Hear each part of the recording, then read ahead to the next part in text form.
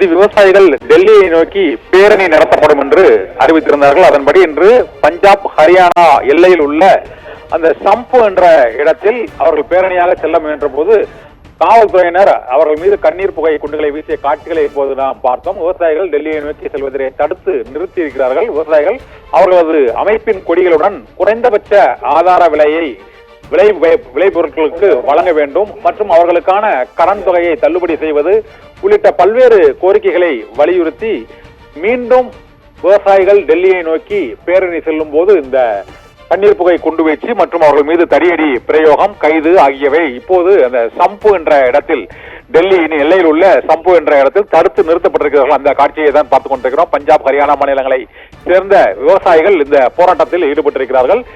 கடந்த 2-3 நாட்களாகவே அவர்கள் டெல்லியை நோக்கி பேரணி செல்ல முயல்வதும் அந்த பகுதிகளில் தடுப்பரன்களை வைத்து காவல்துறையினர்களை அவரை தடுத்து நிறுத்துவதும் பின்னர் அவர்களை கைது செய்வதும் தொடர்ந்து கொண்டே இருக்கிறது.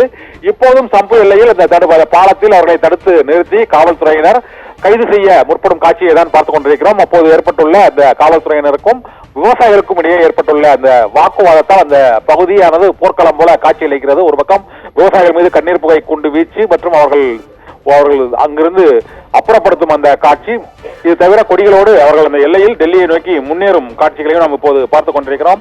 விவசாயிகளின் மிக முக்கிய கோரிக்கையான இந்த குறைந்தபட்ச ஆதார விலை என்பது நெல் மற்றும் கோதுமை தவிர மற்ற பயிர்களுக்கும் வழங்க வேண்டும் என்பது மற்றும் அவர்களுக்கான அந்த கடன்கள், ஈடுபொருட்களின் விலையை குறைப்பது உள்ளிட்ட விதை மற்றும் உரங்களின் விலையை குறைப்பது உள்ளிட்ட பல்வேறு கோரிக்கைகளை விவசாயிகள் தொடர்ந்து மத்திய அரசுக்கு வலியுறுத்தி வருகிறார்கள். புதிய வேளாண் கொள்கையிலும் அந்த வேளாண் சட்டத்திலும் பல்வேறு மாறுதல்களை அமல்படுத்த வேண்டும் என்று தொடர்ச்சியாக போராட்டத்தில் ஈடுபட்டு வருகிறார்கள். அந்த போராட்டத்தின் ஒரு பகுதியாகத்தான் இப்போது மீண்டும் விவசாயிகள் போராட்டத்தில் ஈடுபட்டிருக்கிறார்கள். இந்த போராட்டத்தில் ஈடுபட்ட விவசாயிகள் கைது செய்யப்பட்டு தடுத்து நிறுத்தப்பட்டிருக்கிறார்கள். அவர்கள் தொடர்ந்து டெல்லியை நோக்கி செல்ல முடியாத சூழ்நிலை நிலவுகிறது. நாடாளுமன்றம் நடைபெறக்கூடிய இந்த சூழ்நிலையில் தங்களது கோரிக்கைகளை வலியுறுத்தி டெல்லியை நோக்கி செங்கோட்டையில் கடந்த ஆண்டு முற்றுகை போராட்டத்தில் ஈடுபட்டார்கள். தொடர்ந்து ஓராண்டுகளாக நடைபெற்ற அந்த போராட்டம் நிறைவுக்கு வந்துவிட்டது என்று நினைத்த சூழ்நிலையில் இப்போது மீண்டும் அந்த போராட்டம் தொடங்கி இருக்கிறது. இதனால் டெல்லி எல்லையான இந்த சாம்பு பகுதியில் பரபரப்பான பதற்றமான ஒரு சூழ்நிலை நிலவுகிறது.